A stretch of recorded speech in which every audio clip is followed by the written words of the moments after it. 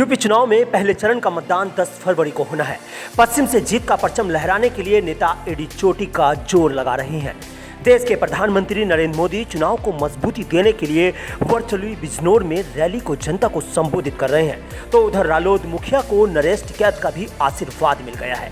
भाजपा अध्यक्ष के संकेतों ने फिर से बीजेपी के लिए टेंशन बढ़ा दी है। मौजूदा सांसद संजीव बालियान को आशीर्वाद देने के जवाब पर उन्होंने कहा कि इन्हें हम पिछले 2.5 साल से आशीर्वाद दे रहे हैं, अब तो हवा का रुख साफ है कि वो किस ओर चल रही है। प्यार है इस परिवार को और इनका प्रोग्राम तो फिक्स है, जहाँ जहाँ प्रोग्राम तो ये यहाँ से भी आए, खाना खुना खा तो ठीक लगा, अच्छा है। आशीर्वाद दिया आपने? नहीं, मारा तो आशीर्वाद, हमारे तो छोटे आशीर्वाद तो हमारा हमेशा बना रहे इस परिवार पे। तो जीत का आशीर्वाद दिया? नहीं, जीत तो सजी भी इतने उसमें होगी तो जीत तो होगी भाई, जीत में कहीं क्यों आए। तो जो कोई आशीर्वाद लेना आ रहे सारी वो हो रही बातचीत, जनता का रुख भी इधर को है, तो सबका आशीर्वाद है सब। अभी कुछ दिनों पहले संजीव बालियान भी आए थे।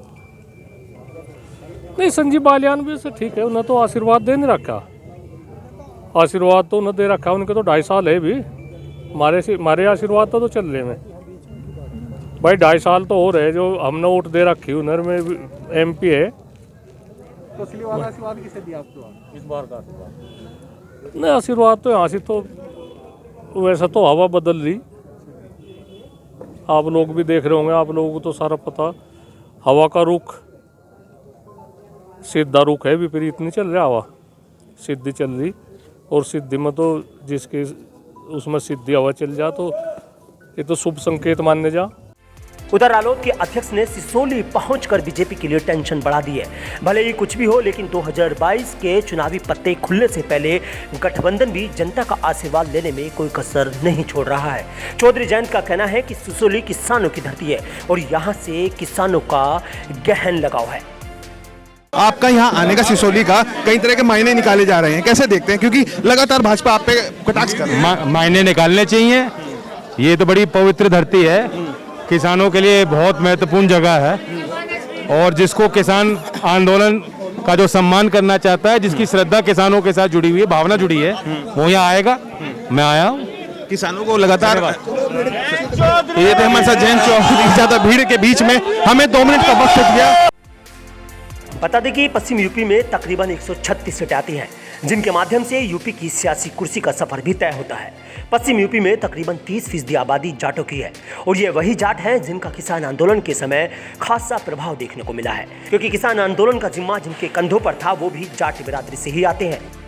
हालांकि चुनावी समर में बीजेपी की ओर से पलायन से लेकर 2013 के दंगों का भी जिक्र भरपूर किया जा रहा है, लेकिन उधर किसान नेता राकेश टिकैत भी लगातार बीजेपी के लिए परेशानी बढ़ाते दिख रहे हैं, क्योंकि टिकैत सरकार से किसानों की हालात से लेकर बेरोजगारी तक पर सवाल उठा रहे हैं।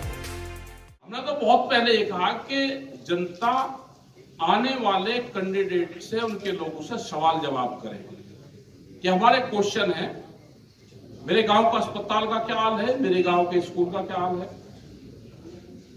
जो सिलेंडर, जो महंगाई है उसका क्या हाल है, सड़क का क्या स्थिति है, फसलों के दाम क्यों कम हैं, ये बहुत से सवाल करें। अगर वो विधायक है चुना हुआ तो उसका खर्चे का ब्यौरा ले कि आपने 5 सालों में जो पैसा खर्च करा है उसका एक व्हाइट पेपर पे पूरा लिख कर दे दे, सबको दे दे कि इतना पैसा मिला, ये इतना पैसा मैंने यहाँ लगाया, वही दे दे। ये सारे सवाल जनता ने अब की बार सीख दी कर दी। 13 महीने आंदोलन क्यों चला दिल्ली में, उसका जवाब भी उन्हीं से लेना जनता को चाहिए।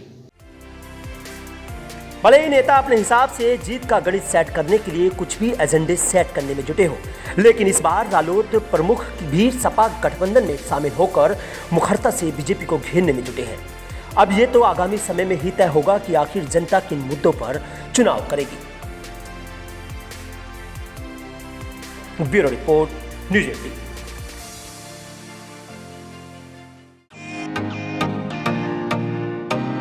फेसबुक और यूट्यूब के बाद अब आपका पसंदीदा चैनल न्यूज़ 18 डेली हंट पर भी फॉलो करें।